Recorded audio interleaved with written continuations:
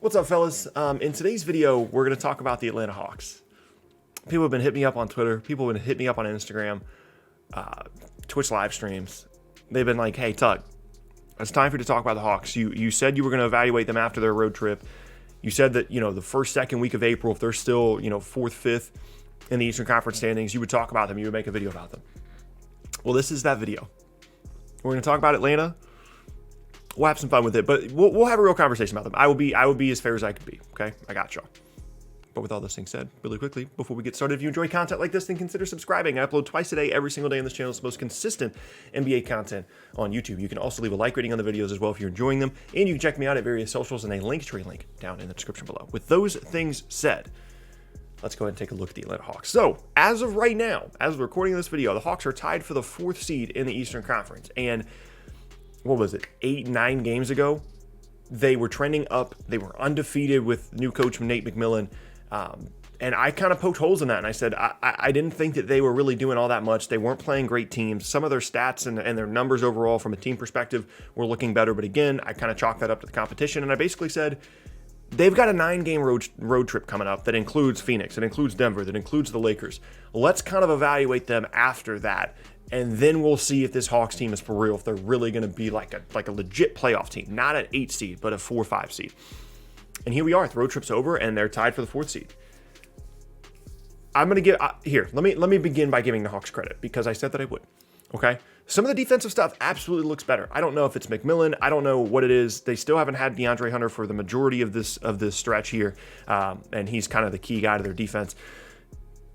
So some of the defensive stuff looks better. Some of the numbers look better. Granted, competition at certain points. I know that I made the point about Suns, Nuggets, Lakers, but at certain points the competition hasn't been incredibly fantastic. But you have to give them credit for just playing better defense against the teams that they are scheduled to play against. Right? There have been games where Trae Young has been awful, and they have still managed to win the game. There have been some rough shooting games from Trae. There's even a game in which Trae didn't play, and they won by like 20 plus. And so I do want to give them credit for that. It's not an easy thing to go on that long of a road trip, especially considering the circumstances of this season. And given what we've known about this Hawks team over the last 2 years, it would not have been surprising to me if they went like 1-8 on the road trip. Even if they weren't playing great teams in certain games, they just would have fallen apart because it's a really tough thing to go through, and that's just how it is. Ultimately, though, I will absolutely give them credit. Do you guys know what the next word is? However, they did lose to pretty much every single above average team that they played in this trip. So like there's wins against San Antonio and teams like that. There's wins against New Orleans, right? They lost to the Suns, they lost to the Jazz. They beat a Lakers team that was not fully healthy, obviously. So still, it would have been nice in terms of like really believing in this team. It would have been nice if they had, won a game against the Jazz, won a game against the Suns. Now, to be fair to them, I don't think the Jazz have lost a home game since their first 2 home games of the year, so nobody's beating Utah at home right now. And Phoenix is the second best team in the Western Conference record-wise right now, so I don't really blame them for that. I'm just saying if you want to start to poke holes kind of in this recent stretch, that would be the way to do it. The other thing that I would point out here as well is a lot of people are hitting me up saying, oh, Tuck, look at the standings. Look at the standings. The Hawks are still 4th. They're still 5th. Yeah, I'm pretty sure if I played basketball for a week, I could be the 4th seed in the East. It is an absolute mess in the middle of these standings. They are technically tied for the 4th seed, but they're also 4 games from the 11th seed, which would be even completely out of the play-in game.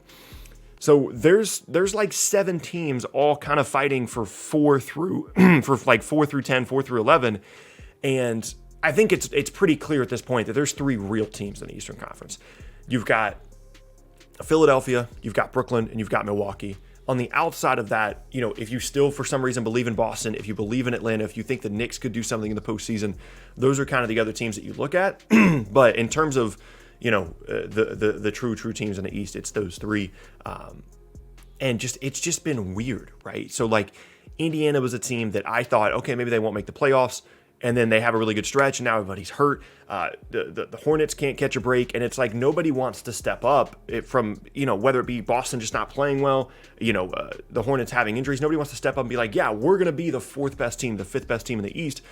And maybe Atlanta's that team. Maybe they are. They're dealing with constant injury issues. They're dealing with, a huge road trip. Like I said, Trae didn't even play incredibly well or didn't even play in some of these games. I will give them credit. I'll absolutely give them credit. Now, do I believe in this team long term? Do I think that they they're doing all the right things in terms of team building and things like that? No.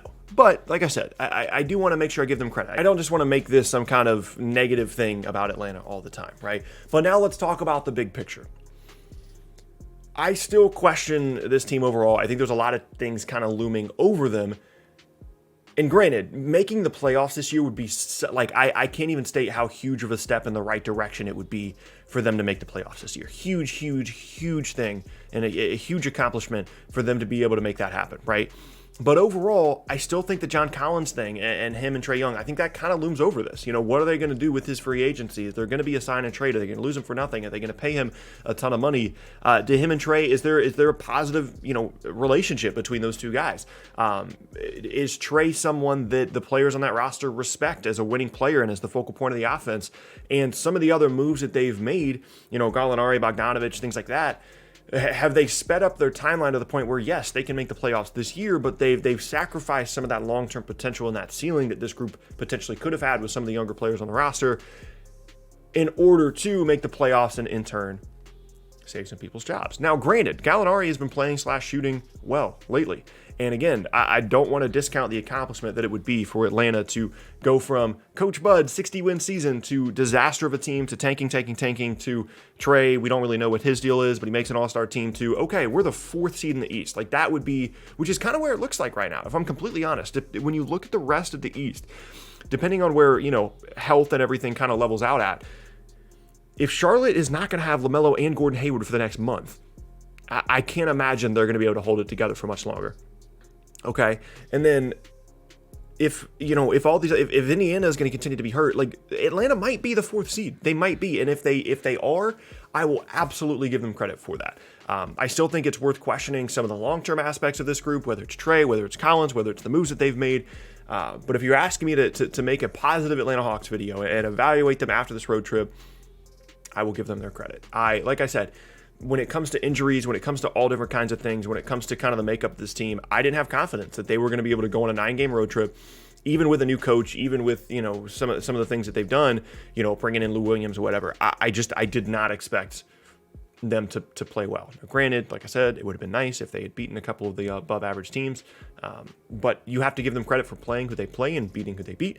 And ultimately, Atlanta looks good. Now, do they look fantastic? Am I over the moon about them? No. I still think they have a long, long, long ways to go defensively, and that is probably more of just a roster construction thing than it is anything else. But there's upside of this group. Once guys get healthy, once DeAndre Hunter comes back, maybe they're the 4th seed. Maybe they have home court advantage in the first round of the playoffs. That would be such a huge, huge accomplishment for this group to have home court advantage in the first round of the playoffs. Granted, like I said, I can't recall a season in which the East or the West was this crazy in the middle of the standings. We've seen it in the past in the West where like there's so many really, really good teams that 4 through 12 is all over the place. But I mean, the East, you've got 8 average teams, and one of them is going to be the 4th seed, and one of them is going to be the 5th, and one of them is going to be out of the playoffs. Like it is ridiculous. When I'm telling you, go look at the standings. There's a 4-game gap between 4 and 11, right? And the 4 seed is like 2 games above 500. So, that's crazy. But let's kind of stay connected here on what we're here to talk about, and that is Atlanta. Hawks fans, I know we have a weird relationship. I know that, you guys show up to the NBA family reunion and we don't really talk much. We each just kind of stand in our corner. We talk to the people we want to talk to, and then, maybe we bump by each other and we're polite, but we don't have a great relationship. I just want y'all to know it's not a personal thing. It's not. I know it's become kind of a funny thing on the channel, but it's not. I promise you, I just evaluate teams the way that I do every other team, right? The other day, I made a joke. It was serious about Sacramento being a team that constantly screws up draft picks, and some dude was mad at me on Twitter about that. I meant that. I did. And when I said, things about this Hawks team where I don't believe in them and I don't think they're that good and I don't believe in Trae, I meant it. I say negative things about my own team. I've said bad things about the Nets for like 5 years, even off of YouTube. Like I always just evaluate in the exact same way with pretty much every team. And I hope that this video shows that by giving y'all some credit for the way that your team has played over this most recent road trip. But yeah, that's going to be the end of the second video of the day. And I thank you guys very much for watching. Once again, my name is Tucker. If you missed any of my previous videos, then be sure to check out the boxes on screen. Hope you guys have a fantastic rest of your day, and I will see you all next time.